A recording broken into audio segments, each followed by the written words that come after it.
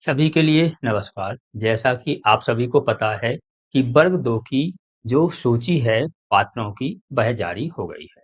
आप सभी ने अपना-अपना नाम चेक कर लिया होगा। आगे क्या करना है वह देखेंगे और महत्वपूर्ण डाउट खोलेंगे। तो यह जो आपकी सूची है, यह आपकी सूची कहाँ है? यह आपकी सूची टीआरसी पर है। जैसे ही हम टीआरसी पर जाते हैं, टीआरसी पर जो नए अपडेट हैं, इसमें पहला अपडेट, दूसरा और तीसरा।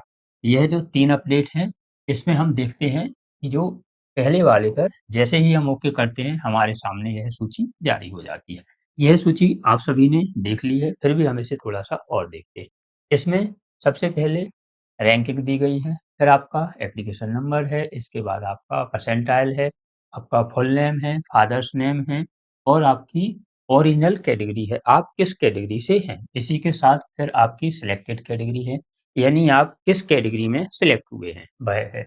इसी के साथ आपकी क्लास है और आपकी जेंडर है। जेंडर के साथ ही आपका अगला पैरा है आपका गेस्ट फैकल्टी आप हैं या नहीं हैं, किस विषय से हैं और सबसे महत्वपूर्ण बात है अलॉट डिस्ट्रिक्ट नेम।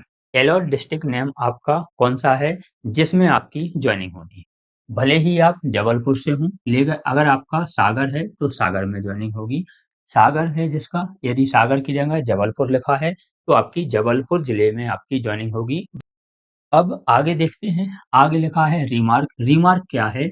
दिव्यांग परीक्षण के लिए अधीन। दिव्यांग परीक्षण, जो भी दिव्यांग हैं उनके लिए वैसे तो वेरिफिकेशन हो गया, लेकिन यदि लिखा आ रहा है इसका मतलब है कि आपका दोबारा से वेरिफिकेशन होगा, तो आप दोबारा वेरिफिकेशन करवा लेंगे तो आपका यह अलग हो जाएगा। अब आगे है शैक्षणिक योग्यता के सत्यापन के अधीन। शैक्षणिक योग्यता के सत्यापन के अधीन है, इसका मतलब है जो आपके डॉक्यूमेंट वेरिफिकेशन के लिए गए थे, वह डॉक्यूमेंट पूरी तरह से अभी सत्यापित नहीं हुए हैं।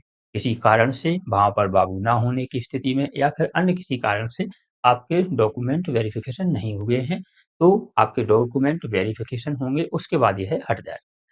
तो इसी के साथ और ईडब्ल्यूएस है, ईडब्ल्यूएस का आपका वर्तमान का जो कागज़ है आपका वह लगेगा, वर्तमान का। अब इसी के साथ हम आगे जाते हैं, आगे हम जैसे ही ओपन करते हैं, तो हमारे सामने इस प्रकार से जानकारी निकल के आती है। लोक शिक्षण संचालनालय द्वारा यह डाला गया है, जबकि यह 6/5/26 का है। इससे हमें मतलब नहीं है क्योंकि यह हमारे अभी काम की है। इसलिए हम देखते हैं कर्मचारी चयन मंडल द्वारा जो जानकारी दी गई है, इसमें कौन-कौन से माध्यमिक शिक्षक हिंदी, अंग्रेजी, संस्कृत, समाज विज्ञान, विज्ञान, गणित, खेल और प्राथमिक शिक्षक खेल से संबंधित जो भी पात्र अभ्यर्थी हैं, वह 12/5/26 से 18/5/26 तक अभ्यर्थियों द्वारा साला विकल्प चयन की कार्यवाही की जाएगी। 12/5 से 18/5 तक अब साला विकल्प की कार्यवाही की जाएगी। तो आपको साला विकल्प चयन कर लेना है, किस साला में आपको जॉइनिंग लेनी है। साला की लिस्ट आएगी और आप पहले, दूसरे, तीसरे नंबर ऐसे करके पूरी शालाएँ चयन कर लेंगे। तो आपको इस बात का ध्यान रखना है कि साला विकल्प में आपको किसी भी प्रकार से लापरवाही नहीं बरतनी है। सबसे पहले तो आप देखें कि जो आपके आस-पास अच्छे नेट चलाते हैं, जो अच्छे फॉर्म डालते हैं, उनके पास जाना है और बड़े ध्यान से फॉर्म भरना है। क्योंकि आपकी यह लास्ट ही स्टेज है, इसके बाद आपको जॉइनिंग मिल जाएगी। आपको विशेष ध्यान रखना है शाला विकल्प का कि जब भी कराएँ, जो जानकार है उसी से कराएँ।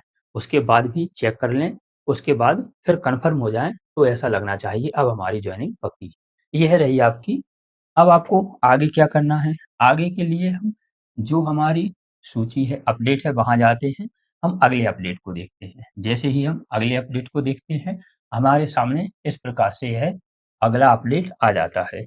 तो इसमें क्या लिखा है? इसमें आवेदन क्रमांक, विषय है, नाम है और अपात्रों का कारण है। इसमें अपात्रों का कारण है, किस कारण से अपात्र किए हैं, उसके आगे लिखा है, ये जो अपात्र हुए हैं, इस कारण से हुए हैं।